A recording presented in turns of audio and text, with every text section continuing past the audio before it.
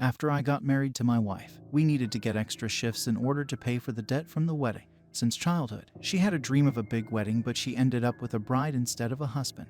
Her parents refused to pay a dime towards the wedding, let alone attend. We still had a big party and a great day, but by paying for the party made us push our honeymoon off for 6 months. We couldn't do anything big, so we found a nice bed and breakfast to visit in the countryside. 4 days off work was something we could afford after all of that overtime. Packing up the car, we got ready to head out early in the day, only to get stuck behind the worst traffic in history. We couldn't go anywhere for 2 hours. At least we found some good local radio stations. After we finally got on the highway, more bad luck struck. Our back tire burst, causing us to pull over. This honeymoon trip felt cursed. Fixing it took a while, but I finally got it done. I thank God I remembered to put the emergency kit and spare on the trunk before the trip. By the time we got going again, we both felt starving and dropped by the first rest stop for something to eat. I wanted us to have been able to get to the town early enough for some sightseeing before the 4 p.m. check-in time. We weren't going to make it. After a call to the owners, they agreed to let us check in at any time that night. Susan was glad they were so understanding and relaxed a little after such a terrible day. With my bad eyesight, I didn't want to drive in the dark, so my wife took over for me. We kept going over just how long the route would take and decided to use a shortcut. The plan had been to take our time in the day and drive through some scenic small towns. Now that the tip changed to being mostly at night, the quicker way seemed better. Dinner finished and a plan set. We got ready for the night drive, wondering what else could go wrong. As we drove further and further away from home, the songs on the radio changed. It started to drift into mostly country songs to nearly all country. Better stations would soon turn to static, then fizz out. The sun already set, leaving us driving down a dark and empty highway. Not even the moon out to guide our way. The only light besides our headlights was a bright display screen in the middle of the dashboard showing us what country channel the radio got stuck on. I honestly thought having a screen was a hazard, but at least slightly better than using a cell phone. Trees on both sides flew past, aside from some trucks on occasion.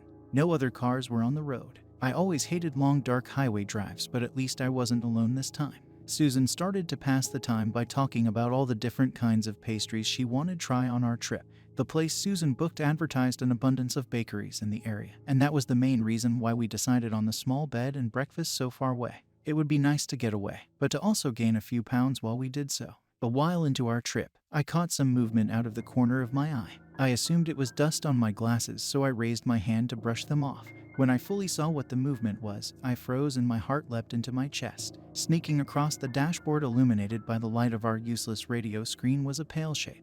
A ghostly spider slowly taking small steps towards my poor unsuspecting wife. She didn't like them, but I felt scared to death by them. I know they're good for eating even worse bugs, but I just can't stand the sight of one. I held back, screeching, knowing that might cause an accident from such a sudden and loud noise. As the spider moved closer to the driver's side, I let out a small whine. "Hey, what is it?" Susan asked, worried. I shook my head, pointing at the thing, unable to speak. I was so scared my hand trembled and skin prickled every time the spider took a step. My wife finally saw what I was looking at. She let out a sigh, knowing we needed to deal with this, but she didn't want to pull over. With some difficulty, she slipped off her sandal while still driving to take care of the threat. I almost felt sorry for the thing when she crushed it and took care of the body with some napkins I handed to her. She even tossed the corpse out the window for my peace of mind.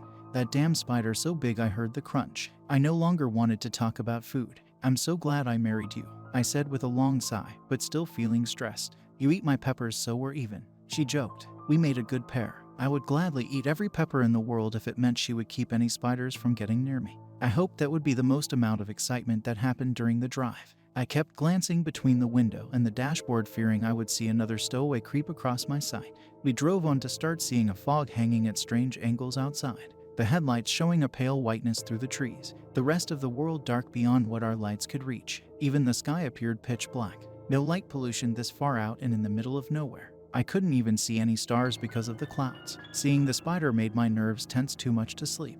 My mind playing tricks on me, making my arms itch from phantom spiders crawling over them. I really hated seeing those 8-legged bastards, but hadn't reacted this badly to one in a while. "This fog is weird," Susan commented, breaking the silence. "What do you mean?" I started to ask until I finally noticed what she already did. The fog wasn't moving. I'd seen heavy still fog before, and this wasn't it. It looked far too solid. I frantically started to look at the patches of white overtaking the trees and edges of the road, desperate to figure out what it was. I'd almost asked for us to pull over to get a better look, and know now that would have been a mistake. A patch of the odd white fog stretched across the road from tree to tree, and Susan kept going, thinking it was too high up for our car to touch it. The roof snagged a part of the white threads, and to my utter horror, I figured out it wasn't fog right away. I let out a scream as hundreds of spiders spilled from the white threads and down the windshield. Susan screamed and nearly went off the road. She collected herself at the last second and started to use the wipers to knock the abominations loose. Countless of the pale white spiders clung to the side mirror and to the windows with threads they somehow attached, their small bodies flying through the wind until they were finally taken away. I was losing it in that moment. I started shoving napkins in the AC vents, thinking the spiders could get inside that way. My fear levels so high I was nearly seeing white and my entire body shook. I'm positive I started screaming and babbling nonsense, but wasn't in the right state of mind to remember any of it. My wife also very freaked out, but decided in that moment she was going to gun it, her foot heavy on the gas to get us the hell out of there. We didn't know what was happening, and what caused this all didn't matter. We just needed to get away from it all. In seconds, the heavy patches of spider threads became unavoidable. She tried to hit the smaller patches, causing so many spider bodies to be crushed on the windshield it was almost impossible to see at times. I was dry heaving, knees to my chest and arms so itchy I wanted to die. The road became so slick with the spider gore Susan had a hard time driving in a straight line. At least we were the only ones on the road, or else we would have caused an accident. I heard a voice repeating how this just couldn't be happening. I was shocked to find out it was my own. I didn't sound like myself. Susan's face pale and sweaty. She needed to deal with trying to stay on the road and with a panicking wife at the same time. There were so many of those ghostly pale spiders that I could hear them being crushed en masse as we drove over the bundles of threads. The car made an awful noise as it struggled to keep speed with the sticky spider web coating it. Was this a punishment for killing every spider I came across in the past? I prayed that if we were spared, I would usher them outside no matter how much they frightened me. Soon, the headlights were showing pure white and barely any signs of the road in front. We couldn't stop. If we stopped, those things could get inside the car. How I didn't see any crawling across inside yet was a miracle. Susan started swearing, and rightfully so. I did not want to die because of spiders. Give me any kind of death but that.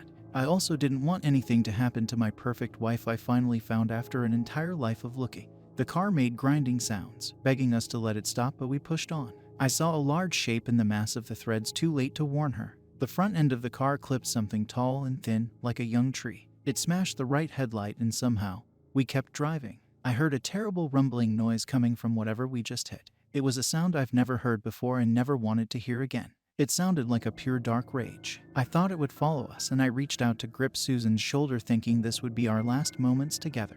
We both let out a gasp as our struggling car burst through the final patch of threads covering the road and onto a perfectly normal dark highway. My wife did not stop to investigate what we just went through. The car couldn't go the speed limit, but as long as we were moving, it was fine. As much as I wanted us to drive all night, the toll of it all finally came down in full force. I started having the worst panic attack of my life. At first, I honestly thought it was a heart attack. My wonderful wife kept a cool head and found a motel only a few minutes away. She pulled in, careful not to let me see the webs still clinging to the car, and got us a room for the night. She ushered me into the small bathroom. While she dealt with everything, I cried in the shower trying to wash off imaginary spiders until she had to gently get me out of the running water. I was so out of it I didn't even notice she called the cops until I got dressed. The flashing lights sitting just outside our room waking up the only other person at the motel. She didn't want the cops to show up, but after telling her story to the emergency operator, they didn't know who else to send. Our car proof of what we saw. The motel staff and the guest found it all pretty interesting, and no one wanted to get near the spider gut-soaked car. The cops tried going down the way we came from. They reported finding some spider nests and a whole lot of crushed bodies on the road, but nothing like how we described it. They kept looking at our car trying to understand it all. Our honeymoon could wait. The entire experience put too much of a sour taste on the trip to follow through with it. We only lost the deposit on the bed and breakfast room and the cost of a car rental. We called a family friend to pick up our car, then get it cleaned up and brought back. There was no way we were going to drive that thing home. In fact, I wanted to sell the damn thing as soon as possible. Let's do something less terrifying for our honeymoon. It was the first thing she'd said on our way back home in a rented car and running on no sleep. I thought through the options and rejected ideas we had before settling on the bed and breakfast. How about that lame haunted Navy ship sleepover in October we didn't want to wait for? I suggested. We both looked at each other and silently agreed that ghosts were way less terrifying than a horde of spiders.